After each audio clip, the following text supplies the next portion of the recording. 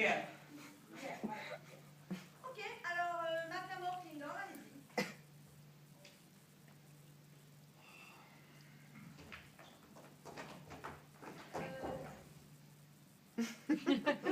Allez-y. Quand monsieur vous rêvez, et cet âme hautaine, à prétendre vous fait, semble être encore à peine, ne vous voit lassé d'abattre des guerriers, et vous faut-il encore quelques nouveaux lauriers?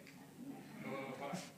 Il est vrai que je rate et ne saurais résoudre lequel je dois des deux le premier mettre en poudre, du grand Sophie de Perse ou bien du grand Mogor. Stop. Vous pouvez faire mieux que ça? Oui. Ah oui. Allez-y.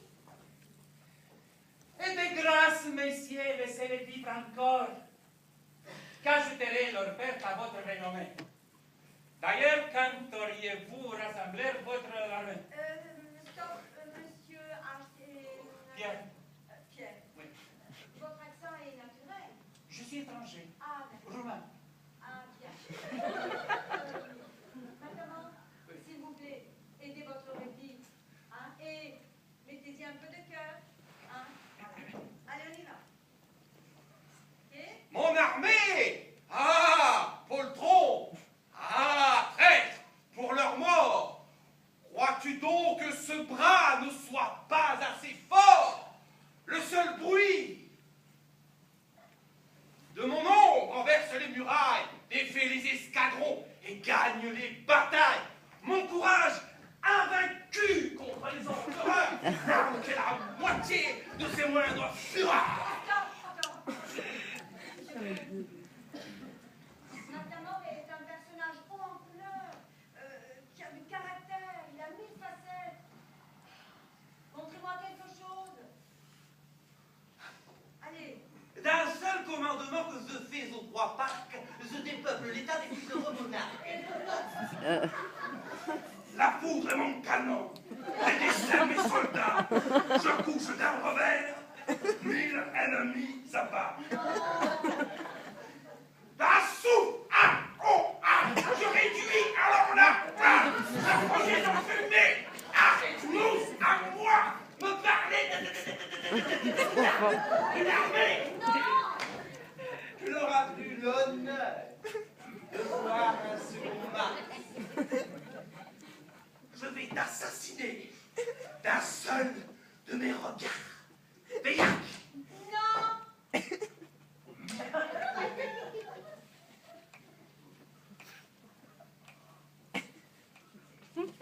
La foudre et mon canon, le destin, mes soldats. Je couche d'un revers, 1000 ennemis à bas. Mamma mia, how is the joy?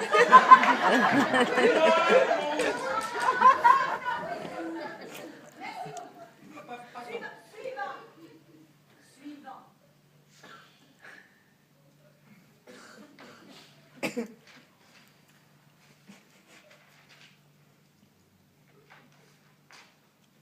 Quoi, monsieur, vous rêvez, et cette âme hautaine à prétendre et faits semble être encore en peine. N'êtes-vous point lassé d'abattre des guerriers? Il vous faut-il encore quelques nouveaux lauriers? Il est vrai que je rêve et ne saurais résoudre lequel je dois des deux le premier mettre en poudre. Du grand Sophie de Perse ou bien du grand Mogor. De grâce, monsieur, laissez-les vivre encore. Qu'ajouterait leur perte à votre renommée? D'ailleurs, quand auriez-vous rassemblé votre armée? Mon armée?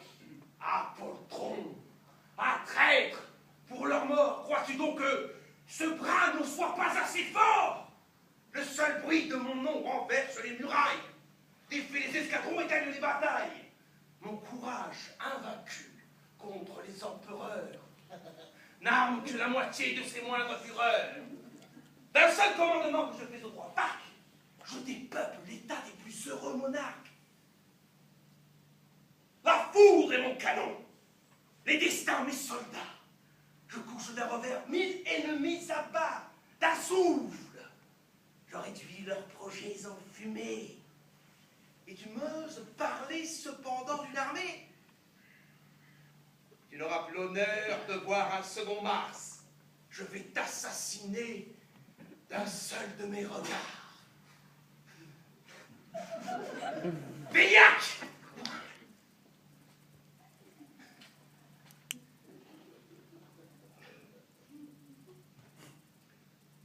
Toutefois, je songe à ma maîtresse. Ce pensée m'adoucit. Va! Ma colère cesse. Et ce petit archer qui dompte tous les dieux vient de chasser la mort qui logeait dans mes yeux. Regarde! J'ai quitté cette effroyable mine qui massacre, détruit, brise, brûle, extermine.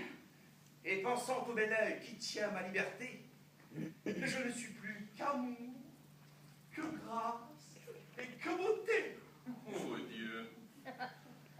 À même moment que tout vous est possible, je vous vois aussi beau que vous étiez terrible.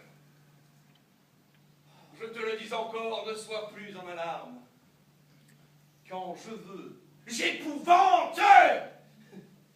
Et quand je veux, je charme. Et selon qu'il me plaît, je remplis tour à tour les hommes de terreur et les femmes d'amour. Du temps que ma beauté m'était inséparable, leur persécution me rendait misérable. Je ne pouvais sortir sans les faire pâmer. Mais ils mouraient par jour à force de m'aimer. J'avais des rendez-vous de toutes les princesses. Les reines à l'envie mendiaient mes caresses. Celles d'Éthiopie et celles du Japon, dans leur soupir d'amour, ne mêlaient que mon nom. Deux passions pour moi, deux sultans me troublèrent. Non. Deux autres pour me voir du sérail s'échappèrent. J'en fus mal quelque temps avec le grand seigneur. À son mécontentement n'allait qu'à votre honneur. Ces pratiques nuisaient à mes desseins de guerre et pouvaient m'empêcher de conquérir la terre. D'ailleurs, j'en devins là. Et j'envoyai le destin dire à son Jupiter qu'il trouva un moyen qui fit cesser les flammes et l'opportunité dont m'accablaient les dames. Qu'autrement ma colère irait dans les cieux le dégradé soudain de l'empire des dieux et donnerait à Mars à gouverner sa four. La frayeur qu'il en eut le fut bientôt résoudre. Ce que je demandais fut un moment. Et depuis, je suis beau quand je veux seulement. Que j'aurais sans cela des billets à vous rendre. De qui que ce soit l'air de t'en bien en prendre. Sinon, tu m'entends? Que dit-elle de moi?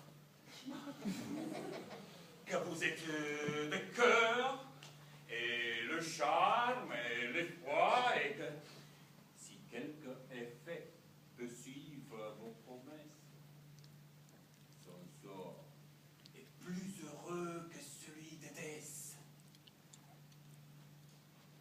Écoute, en ce temps-là dont tantôt je parlois, les déesses aussi se rangeaient sous mes lois. Et je te veux conter une étrange aventure qui jeta du désordre en toute la nature. Mais désordre qu'on m'en envoie d'arriver. Le soleil fut un jour sans se pouvoir lever. Et ce visible Dieu que tout le monde adore pour marcher devant lui ne trouvait point d'aurore. On l'a cherché partout, au lit du vieux Titon, dans les bois de Céphale, au palais de même nom. Et faute de trouver cette belle fourrière, le jour, jusqu'à midi, se passa sans lumière. Vous pouvez être alors la reine des clartés. Au milieu de ma chambre, à m'offrir ses beautés. Elle y perdit son temps, elle y perdit ses larmes. Mon cœur fut insensible à ses plus puissants charmes. Et tout ce qu'elle obtint pour son frivole amour fut un endroit précis d'aller rendre le jour. Cet étrange accident me revient en permanence. J'étais alors au Mexique où j'en avais l'histoire.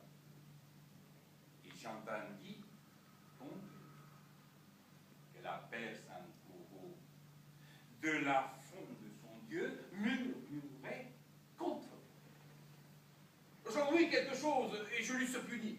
Mais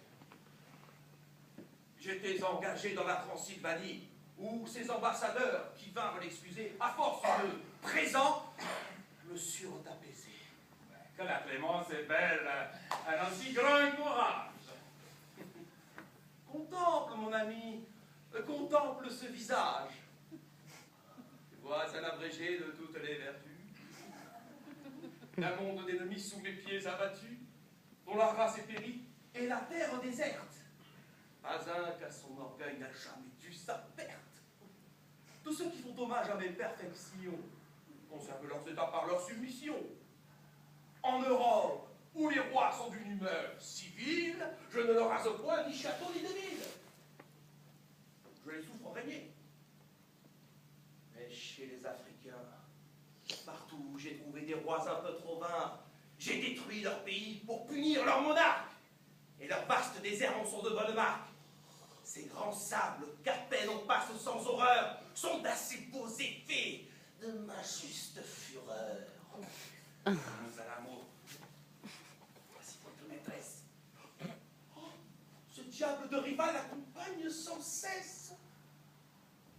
Où vous retirez-vous? Ce fan est pas vaillant, mais il a quelque humeur qui le rend insolent. Et peut-être orgueilleux d'être avec cette belle, il serait assez vain pour me faire une querelle. Ce serait bien pour lui-même à son malheur. Lorsque j'ai ma beauté, je n'ai point de valeur. Cessez d'être charmant. Et faites-vous terrible. Hein? Mais tu n'en prévois pas l'accident infaillible. Je ne saurais me faire effroyable à demi. Je tuerai ma maîtresse avec mon ennemi.